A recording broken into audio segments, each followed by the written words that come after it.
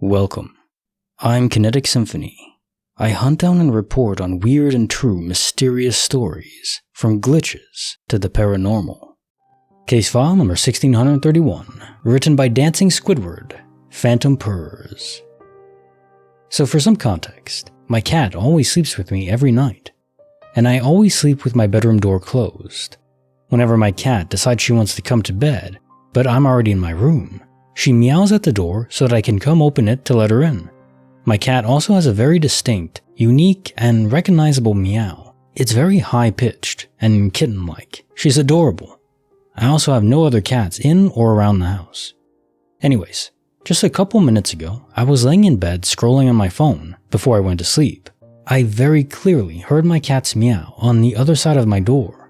So I was getting ready to let her in when I realized she was already inside my room, literally sleeping on my legs.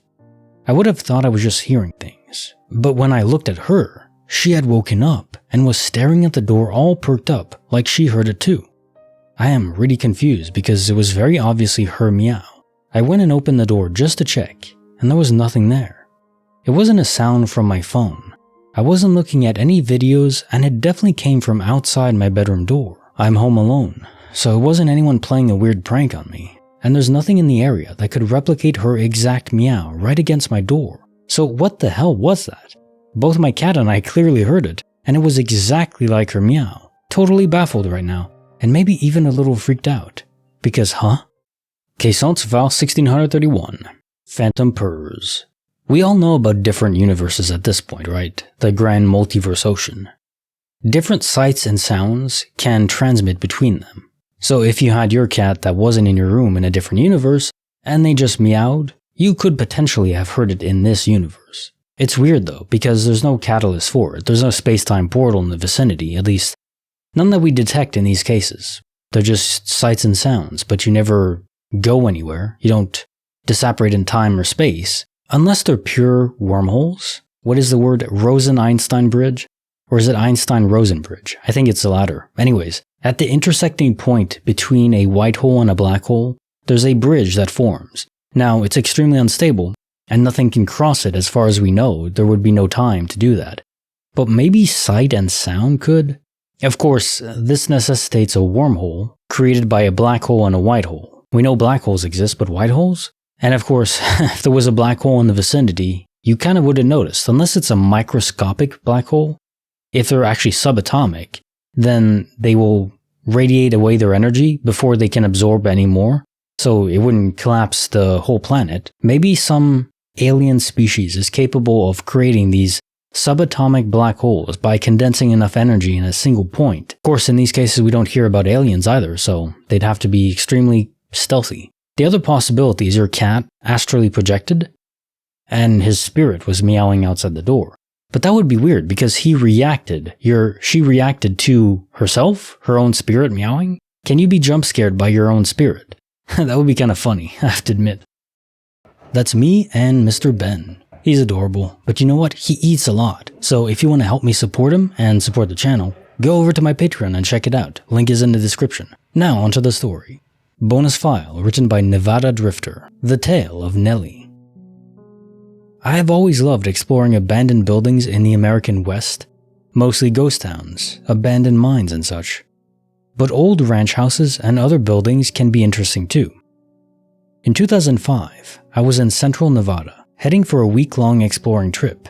I had passed an old house on a large, former ranch property that I know had been inhabited just a few years earlier, but now appeared to be abandoned. No cars on the property, about half of the windows boarded up, etc. The front door was open, so after shouting out for any inhabitants with no response, I walked into the house.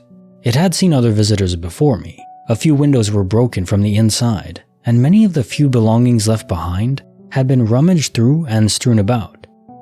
I walked upstairs and began walking from bedroom to bedroom.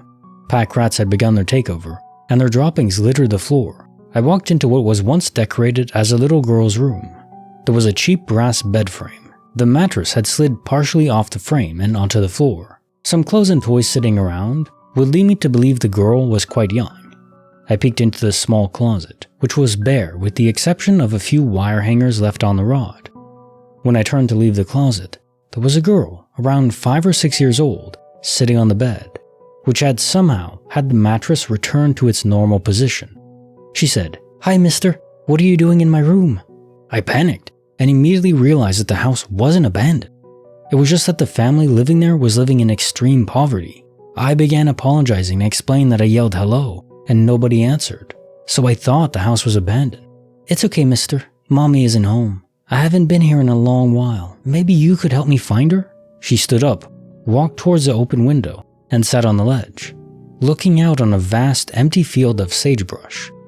I asked her to come downstairs with me and we would go find her mother.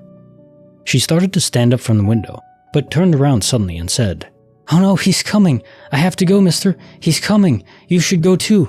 She then kicked her legs over the windowsill and jumped. I raced to the window and looked to the ground, expecting to see an injured little girl, but there was nothing there. I raced back downstairs and out of the house. I looked around as I walked back to my car, but saw nobody. She wasn't what I think of when I think of a ghost. There was no transparency, no foggy haze around her, or anything like you would expect from a movie Ghost. I still don't know what the hell I saw. I pulled into Austin, Nevada later that evening and met up with a group I was planning on exploring with. We went for drinks that night at a local bar. After a few drinks, they convinced me to tell my story to the bartender. He listened and then asked me to confirm the location of the property. When I described the location and condition of the house, he explained, "Oh yeah, that's the old blank ranch. Sounds like you had a visit from Nellie. She likes to chat with people that stop by. She's harmless." He then explained that the original owner disappeared in the late 1960s, after leaving a note saying the family was moving to Alaska, so he could buy his luck at gold mining in the Yukon. He was later located in Oregon and largely suspected of killing his wife and daughter. However, no bodies were ever found.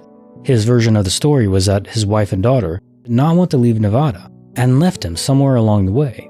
I absolutely loathe telling this story because I don't believe in ghosts or the paranormal, and I feel like I'm trying to tell a spooky story to a group of children. I went back to that house 2 more times before it burned down a few years back. I never saw or heard anything unusual since my first visit. Questions for the bonus file, The Tale of Nellie. That is an interesting note about how Nellie, the spirit of the girl, was fully materialized. There wasn't some foggy cloud around her. She wasn't translucent. She, by all accounts, was a real person, fully materialized in our realm. So what causes that? Sometimes spirits are faded in between our reality and wherever they are. My guess is it's something to do with like a soul battery. So that is to say, the more charged a spirit is, the more they're able to permeate through the membrane that separates these worlds or dimensions. Now, if that's the case, the question to ask on that is, what charges a soul? And on that note, I don't know. I mean, you would think the only thing that could is another soul. Just by being around her, maybe she was siphoning some of your energy without you realizing, because it doesn't take much. On a different note, exploring abandoned towns and mines and stuff like that sounds extremely interesting, exciting, and terrifying. In equal parts, pretty much. Now, time for the quote of the day.